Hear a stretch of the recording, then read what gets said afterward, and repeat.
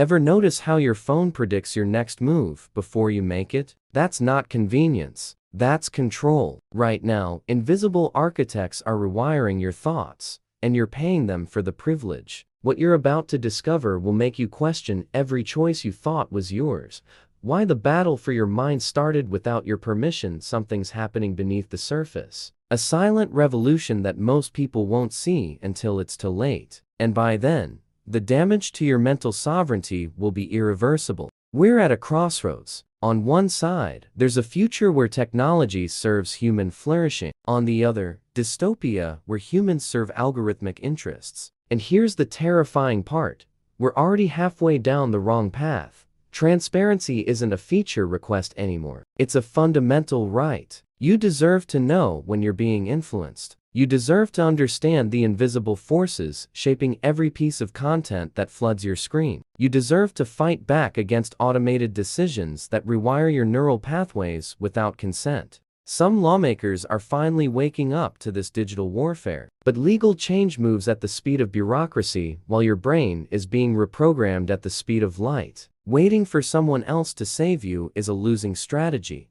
The real revolution needs to come from design philosophy. Picture platforms built for your growth instead of your addiction. Systems that expand your worldview instead of trapping you in echo chambers. Technology that respects your attention instead of weaponizing it against you. This isn't fantasy. It's achievable, but it requires collective demand. It requires users to stop accepting scraps and start demanding basic digital dignity. Power Law number 14 teaches: pose as a friend, work as a spy. These systems do the reverse. Pose as neutral tools, work as puppet masters. Your mission is to flip the script. Use the tools, but never trust them. Ancient tactical doctrine understood that true victory doesn't come from direct confrontation. It comes from superior positioning. You won't beat algorithms by fighting them head-on. You'll beat them by becoming too aware, too critical, too unpredictable to be easily controlled.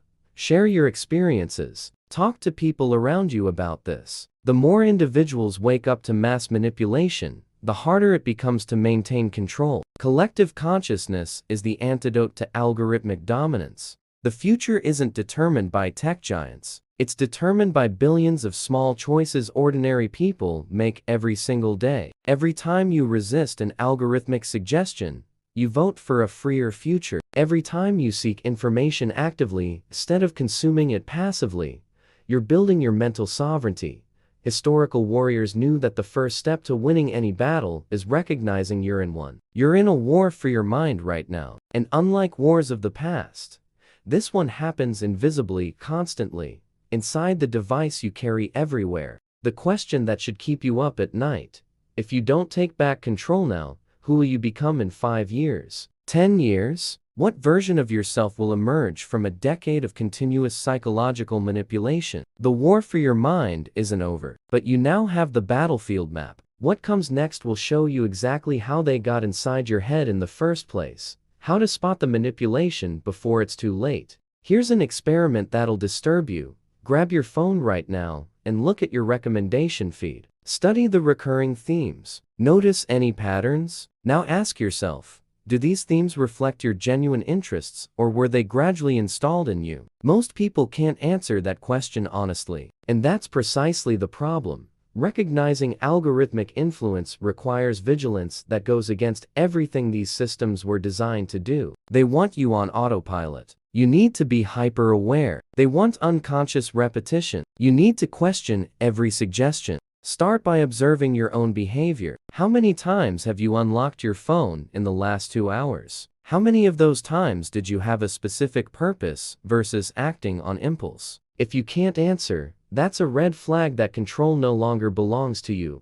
Ancient mental discipline techniques emphasize observing your own mind without judgment. Warriors trained for years to develop this awareness. You need to develop it in weeks if you want to survive the digital age with your autonomy intact. Diversifying your digital diet is active warfare. It means intentionally seeking sources that challenge your beliefs. It means reading books instead of threads. It means deep conversations instead of shallow comments. It means, above all, conscious effort against the path of least resistance that algorithms offer. Digital detox isn't a luxury. It's a mental survival necessity. 1 day per week, completely offline. 1 hour every morning without any screen. These aren't paranoid whims. They're defense measures against an attack that never stops. Power Law number 17 advises, keep others in suspense by cultivating an unpredictable nature.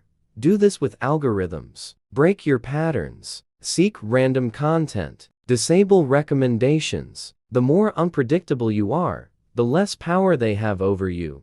Operational field codes include counter-surveillance tactics. You need to apply this digitally. Clear your cookies regularly. Use private browsing. Disable tracking whenever possible. Not because you have something to hide, but because you have something to protect: your mind. Information reaches you in two ways: pushed or pulled. Pushed content is always suspect because it was selected to benefit the push, not the receiver. Pulled content requires effort, but that effort is the price of autonomy. Intelligence operatives during the Cold War developed techniques to resist psychological manipulation. Those same principles apply now, just in digital form. Awareness, discipline, constant vigilance, deliberate unpredictability. How much time do you spend consuming versus creating? If the answer embarrasses you, you already know which side of the war you're on. Consumption is passive surrender. Creation is active resistance. What's your trigger? Everyone has one. That specific type of content that makes you stop scrolling and start clicking. Identify yours. Because once you know your trigger, you can see when it's being pulled.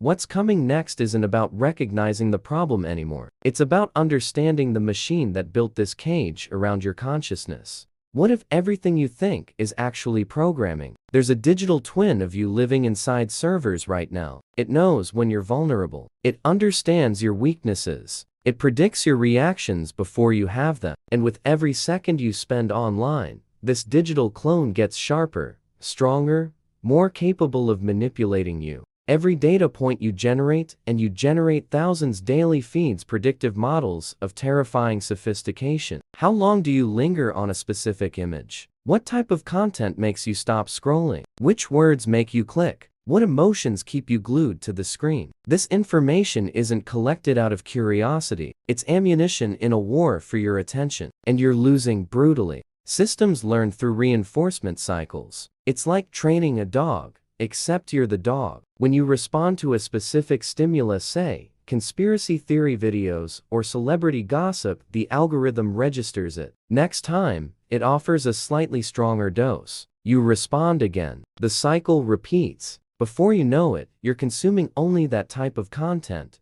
believing you chose this path. Ancient philosophers warned about becoming enslaved to your own desires. But this is digital slavery amplified by artificial intelligence. Your desires are mapped, cataloged, and then weaponized against you, and all of this serves a modern god, the attention economy. The longer you spend online, the more money gets generated. Simple as that. Algorithms weren't designed for your well-being, to educate you, or help you grow. They were calibrated for a single metric: maximum engagement. If keeping you glued to the screen requires making you anxious, angry, or depressed, so be it. Remember Power Law number 43? Work on the hearts and minds of others. That's exactly what's happening. But at industrial scale, corporations studied weaknesses in human psychology and built systems that exploit them mercilessly. Modern digital investigators discovered something disturbing.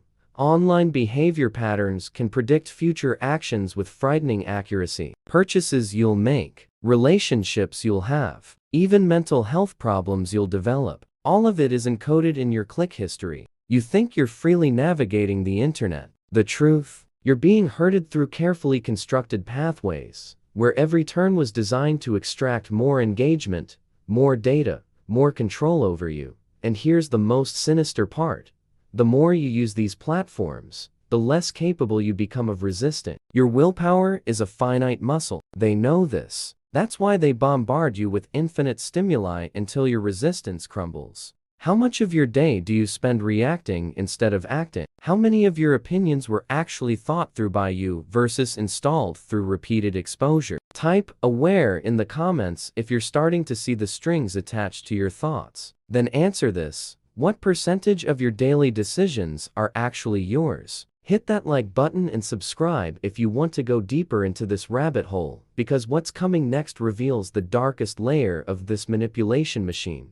How your critical thinking was systematically destroyed. Let's talk about what's really at stake: your ability to think for yourself. I'm not talking about subtle influence. I'm talking about systematic erosion of critical thinking that transforms you into a digital puppet. Impulse purchases have skyrocketed in recent years. Why? Because personalized ads hit you exactly when you're vulnerable, with exactly the product that fills exactly the emotional void you feel in that moment. It's not marketing, it's surgical psychological warfare. You develop consumption habits without ever consciously deciding to adopt them. Suddenly, every Sunday you're buying something online. Every Monday you're spending money on deliveries. And when someone asks why you do this, you have no answer. Because it wasn't you who decided. It was programming. But the most dangerous territory is polarization. Algorithms discovered something devastating. Content that generates anger and outrage keeps people online longer, so they feed you increasing doses of extremism. They start with opinions slightly stronger than yours. You agree. They escalate. You keep agreeing. Gradually, without noticing, you've been radicalized. Perspectives that once seemed absurd now seem reasonable. Not because you thought about them critically, but because you were repeatedly exposed until they became normalized. It's brainwashing through volume and repetition. Power law number 48 teaches, assume formlessness. Algorithms do exactly this. They're invisible, adaptable, impossible to confront directly. You can't fight what you can't see. And here's the scariest part. Your ability to discern is dying. When you outsource curation of your reality to automated systems, you atrophy the muscle of active information seeking. Why question when everything you need magically appears in your feed? Why investigate when answers are delivered pre-chewed? Historical agents of social control understood that to dominate a population, you don't need chains. You just need to control what they see, hear, and believe is true. Now, this happens on a global scale. Billions of times per second, you're living in a pre-selected reality. Your opinions have been outsourced. Your desires have been installed. And the most terrifying part, you defend this prison as if it were freedom. Samurai code taught that the greatest danger isn't the enemy you can see, but the one that has already infiltrated your thoughts. These algorithms are that enemy. They don't announce themselves. They don't fight fair. They simply rewire you until you serve their purpose without realizing it. Consumer behavior analysts discovered that repeated exposure to specific products or ideas creates false familiarity. Familiarity breeds trust. Trust breeds compliance. And compliance is the end goal.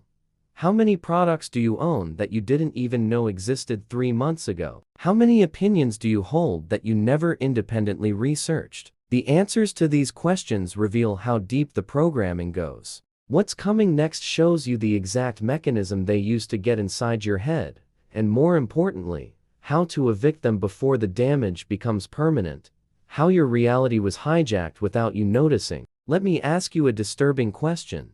When was the last time you actually chose what to consume online? Think hard. That video you watched for 40 minutes, that product you bought at midnight, that opinion that now seems so obvious. Were they really your choices? The truth is darker than you imagine. There's an invisible hand guiding every click, every pause, every second you remain hypnotized by the screen. And the most disturbing part, it knows your fears, your desires, and your emotional triggers better than anyone around you. Think about what happens when you open a streaming platform. You enter looking for a history documentary, but 30 seconds later, you're watching the 10th episode of a series you didn't even know existed. This isn't coincidence. It's behavioral architecture. Recommendations, whisper suggestions so perfectly calibrated that your resistance melts like snow in the sun. But it gets worse. Your digital circles have become mirrors that only reflect what you already think. Algorithms build invisible walls around you.